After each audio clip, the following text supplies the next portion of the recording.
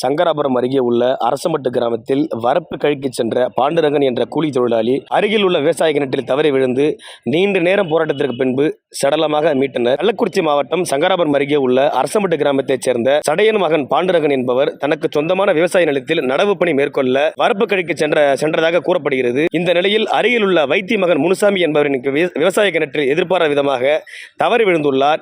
இதனை கண்டு அக்கம் பக்கத்தில் உடனடியாக தீயணைப்புத்துறையினருக்கு காவல்துறையினருக்கும் தகவல் தெரிவித்த நிலையில் உடனடியாக சம்பவ இடத்திற்கு அங்கு விரைந்து சென்ற தீயணைப்புத்துறையினர் கிணற்றில் விழுந்த பாண்டுரங்கன் என்பவரை அரை மணி நேர போராட்டத்திற்கு பின்பு சடலமாக மீட்டனர். மேலும் வரப்பு கழிக்கு சென்ற கூலி தொழிலாளி விவசாய கிணற்றில் விழுந்த இறந்த சம்பவம் அப்பகுதியில் மக்களிடையே பெரும் சோகத்தையும் கவலையும் ஏற்படுத்தியுள்ளது என்பது குறிப்பிடத்தக்கது.